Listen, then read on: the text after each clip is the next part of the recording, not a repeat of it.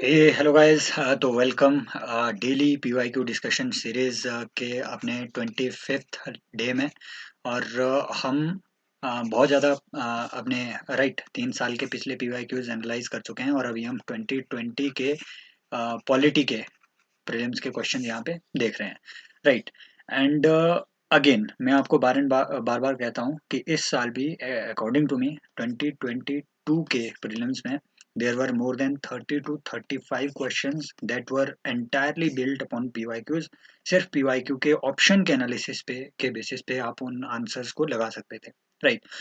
सो शुरू करते हैं आज का डेली पीवाईक्यू का सेशन। और ये पहला क्वेश्चन कहता है कि according to the constitution of India a person who is eligible to vote can be made a minister in state for 6 months even if he she is not a member of legislature of that state. Who is eligible to vote? It is 18 years से ऊपर का आदमी is eligible to vote. And according, ऊपर से इसमें लिखा हुआ है कि according to constitution of India.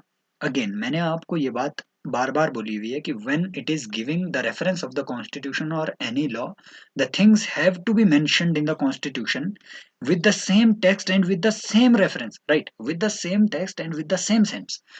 Constitution में ये बात लिखी हुई है कि इवन, राइट, इवन ये बात लिखी हुई है कि एनी मिनिस्टर उसको, राइट, अगर वो मेंबर ऑफ पार्लियामेंट नहीं है, अगर वो एमपी नहीं है, तो विद इन 6 मंथ्स उसे एमपी बनना होगा, right. It means any person जो एमपी नहीं है वो भी मिनिस्टर बन सकता है, राइट। पर्सन जो एमपी नहीं है वो भी मिनिस्टर बन सकता है। लेकिन ये डिस्क्रिप्शन तो नहीं दी हुई है कि according to constitution who is eligible to vote he can become a member. No, 18 साल का बंदा एक मिनिस्टर नहीं बन सकता है, क्योंकि एमपी बनने की मिनिमम एज है 25 साल फॉर लोकसभा, 30 साल, राइट, फॉर राज्यसभा। सो ये जो एज का डिफरेंस है, उस वजह से आपकी ये स्टेटमेंट तो गलत होती है। ऊपर से यहाँ पे आपको आपकी क्लैरिटी के लिए यूपीएससी ने कॉन्स्टिट्यूशन का रेफरेंस भी दिया हुआ है। अगर ये रेफरेंस नहीं दिया होता तो ये आपकी स्टेटमेंट डिस्प्यूटेड, एकदम से डिस्प्यूट क्रिएट करने वाली स्टेटमेंट होती, क्योंकि डेफिनेटली कॉन्स्टिट्यूशन में ये क्लैरिटी है ही नहीं कि एनी पर्सन का मतलब क्या है, एज वाइज एलिजिबिलिटी वगैरह मिनिस्टर बनने के लिए तो नहीं दी गई है। एमपी बनने की एज एलिजिबिलिटी है, मिनिस्टर बनने की नहीं है। तो अगर ये रेफरेंस नहीं दिया होता तो ये डिस्प्यूट एकदम ऐसी स्टेटमेंट होती जिसपे अच्छा खासा डिस्प्यूट पैदा हो जाता, और हो सकता था कि कोर्ट में ये मामला चला जाए क्लैरिफिकेशन के लिए, क्योंकि अब तक इस पे क्लैरिफिकेशन तो नहीं मिली हुई है, राइट, कहीं पे। And according to representation of people's act, a person convicted of criminal offences sentenced to imprisonment for 5 years is permanently disqualified from contesting an election. No, section 8 of RPA Act it says, right, section 8A of RPA Act it says कि अगर अगर अगर कोई भी person 5 year नहीं, 2 साल, 2 साल से ज्यादा अगर किसी को क्रिमिनल ऑफेंस में अगर उसे इम्प्रिजनमेंट हुई है, उस केस में आपको डिस्क्वालीफाई कर दिया जाएगा 6 साल के लिए। 6 साल from what date? From the date of your release. मतलब मान लो 2 साल की आपको इम्प्रिजनमेंट हुई, आपने पूरी जेल काटी, 2 साल बाद आप रिलीज हुए, उसके 6 साल बाद तक आप डिस्क्वालीफाइड होंगे, राइट, तब तक आप डिस्क्वालीफाइड होंगे to contest any election, neither one nor two is your answer. Next आता है आपका, consider the following statement, the president of India can summon the session of the parliament at such place as he she thinks fit. Statement is true. Constitution of India provides for 3 sessions of parliament. Again 2020 के जितने भी question थे उसमें reference दिया हुआ है constitution of India, constitution of India, constitution of India. ये पिछले सेशन में भी आपने देखा होगा। एंड अगेन मैंने ये बात आपको बार बार कही है, when it is giving you the reference of something it has to be there with the same text with the same sense. Constitution of India provides for 3 sessions. No, even constitution of India does not even provide for 2 sessions. अगर वो statement भी होती तो भी वो गलत होती। Constitution of India is saying कि विद इन 6 मंथ्स आपका जो है सेशन ऑफ पार्लियामेंट कन्वीन होना चाहिए, within 6 months, not later than 6 month, right. It does not mean कि constitution of India is providing for 2 sessions, right. Sessions can be कितने भी, ये 2 हो सकते हैं, 3 हो सकते हैं, 4 हो सकते हैं, बट मैक्सिमम ड्यूरेशन होनी चाहिए 6 मंथ्स। ये भी नहीं लिखा गया है कॉन्स्टिट्यूशन में कि मिनिमम 2 सेशंस होने चाहिए। हालांकि इसी इसी इंफॉर्मेशन को, 6 मंथ्स वाली इंफॉर्मेशन को अगर आप एक्स्ट्रापोलेट करो, तब आप ये कंक्लूजन निकाल सकते हो कि मिनिमम नंबर ऑफ सेशन कितने होने चाहिए? 2। बट क्या मिनिमम सेशन 2 होने चाहिए, क्या ये बात कॉन्स्टिट्यूशन में लिखी है? नो। इट मीन्स फ्यूचर में अगर ये सारी बातें भी आए वो भी आपकी इनकरेक्ट होगी, इनकरेक्ट है सेकंड स्टेटमेंट, हटाओ हटाओ। This is how elimination works. Third statement देखनी है बस कि there is no minimum number of days parliament is required to meet in a year. बिल्कुल सही बात। Even there have been many commissions जो कि आपको कहती है, right, there have been many recommendations जिसके अकॉर्डिंग पार्लियामेंट के लिए there is a need, right, there is a need for a calendar, parliamentary calendar, right, ताकि ये पूरा पता रहे कि पार्लियामेंट कब मीट होगी, कितने सेशन होंगे, कितने मिनिमम नंबर ऑफ मीटिंग वगैरह होगी।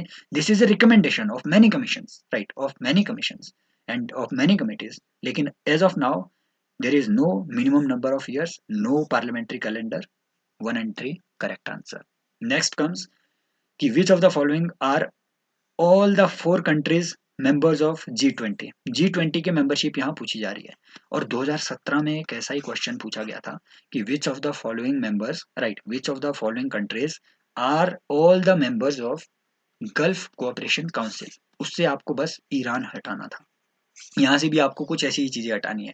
पहली स्टेटमेंट कह रही है Argentina, Mexico, South Africa and Turkey. दूसरी Australia, Canada, Malaysia, New Zealand.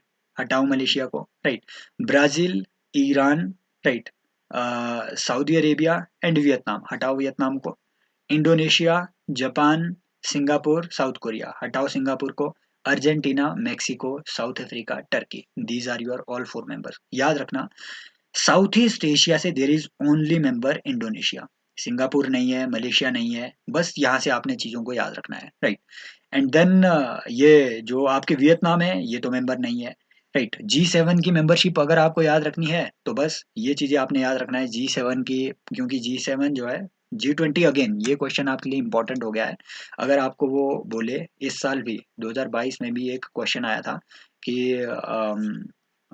There was there were many initiatives of G20 for debt sustainability, right. इस साल भी प्री में 2022 में एक क्वेश्चन आ गया था कि G20 का, राइट, कॉमन फ्रेमवर्क पे क्वेश्चन आया हुआ था कि common framework deals with which of the following.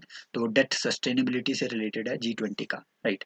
And G20 के दो ट्रैक्स होते हैं, एक होता है आपका शेरपा ट्रैक एंड एक होता है आपका head of state council, right. So ये दो ट्रैक्स होते हैं। Sherpas is basically nothing but जो आपके स्टेट होते हैं, जो आपकी कंट्रीज होती हैं, उनके जो परमानेंट रिप्रेजेंटेटिव होते हैं किसी भी ऑर्गेनाइजेशन में, उसे हम कहते हैं शेरपाज, राइट। सो ये कुछ ऐसी बातें हैं। G20 के मेंबर्स ये है, एक बार जाकर के देख लेना, अर्जेंटीना, ऑस्ट्रेलिया, ब्राजील, कनाडा। इनमें तो देखो कुछ ऐसे हैं जो G7 के मेंबर है। कनाडा हो गया आपका, राइट, आपका इसमें यूनाइटेड स्टेट्स हो गया आपका, इसमें G7 में, राइट, यूनाइटेड किंगडम हो गया या जापान हो गया एंड देन आप इसमें जर्मनी ऐड कर दो, है ना, ये फ्रांस ऐड कर दो। कितने ये 7 बन गए। तो इस तरीके से आप ये सारी चीज़ें छांट के इसमें सारी चीज़ें कर सकते हो। दीज आर योर G20 के member, right. All the G7 members are members of G20। अगर आपको ये स्टेटमेंट आए तो राइट मार देना। 2019 का प्रीलिम्स में अब हम क्वेश्चन में आ चुके हैं। पहला यहाँ पे है कि prevention parliament prevention of disqualification act exempts several posts from disqualification on grounds of office of profit। बात सही है। And above mentioned act was amended 5 times। कुछ पता नहीं है नॉर्मली, हमें हमें क्या पता कितनी बार ये अमेंड हुआ, राइट। स्टैंड बाय मोड में रखो। The term office of profit is well defined in the constitution of India. हटाओ हटाओ हटाओ। ये जानने की जरूरत ही नहीं है, एलिमिनेशन लगाओ। मैंने अगेन आपको कहा है कि कॉन्स्टिट्यूशन ऑफ इंडिया में नॉर्मली कुछ भी चीज नॉर्मली वेल डिफाइंड नहीं होती है। पिछले साल, राइट, पिछले साल के मतलब 2020 के क्वेश्चन में हमने देखा कि क्या बेसिक स्ट्रक्चर वेल डिफाइंड था, नो। क्या judicial review was provided by constitution, no, right. Constitution में office of profit well defined है, नो, राइट। अगर वेल डिफाइंड होता तो ये नया एक्ट बनाने की जरूरत क्या पड़ती। मैंने again parliament prevention of disqualification act का सेक्शन 3 आपके लिए लगा के रखा हुआ है। ये वो ऑफिस है जो डिस्क्वालिफाइड नहीं होंगे on the ground of office of profit. ये मैंने स्पेसिफिकली आपको यहाँ हाईलाइट इसलिए किया है क्योंकि अगर वो already there has been a question on this act, अगर वो फर्दर थोड़ा एक्सपेंड करके आपसे पूछे कि विलेज रेवेन्यू ऑफिसर्स, लंबरदार, मालगुजार, पटेल, देशमुख, ये सारी चीजें भी जो है ये मेंशन्ड है इस एक्ट में। And they are also holding these offices does not contribute to disqualification under disqualification under the clause of office of profit, right. So office of profit के ग्राउंड पे अगर आप इन सारी चीज़ों को भी अगर राइट होल्ड कर रहे हो तो भी आप जो है डिसक्वालीफाइड नहीं माने जाओगे on the grounds of office of profit. ये बातें आपने याद रखनी है, ये चीज़ें मेंशन्ड है, ये बात याद रखनी है। देन कम्स जो मैंने पिछले क्वेश्चन में आपसे राइट पिछले सेशन में आपसे क्वेश्चन पूछा था, नाइन्थ शेड्यूल। आप फिर से आंसर लगाएंगे कि क्या नाइन्थ शेड्यूल अमेंडेबल है और क्या ये टोटली अमेंडेबल है, क्या ये टोटली अमेंडेबल है। और जिनको पता नहीं है नाइन्थ शेड्यूल का, उन्हें हम बता दें कि नाइन्थ शेड्यूल जो है इंडियन कॉन्स्टिट्यूशन में राइट जो आपका फर्स्ट कॉन्स्टिट्यूशन अमेंडमेंट एक्ट आया था उसके थ्रू ये ऐड किया गया था। और ये सिंपल आपसे पूछ रहा है कि फर्स्ट कॉन्स्टिट्यूशन अमेंडमेंट एक्ट किसके टाइम पे आया होगा। डेफिनेटली पहले प्रधानमंत्री के लगभग उस टाइम पे आया होगा जब सेवंथ कॉन्स्टिट्यूशन अमेंडमेंट एक्ट जो कि आपका स्टेट रीऑर्गेनाइजेशन वाली चीजों से डील कर रहा है, वो जब जवाहरलाल नेहरू के टाइम पे आया होगा तो फर्स्ट भी इसी के टाइम पे आया होगा, सिंपल बात।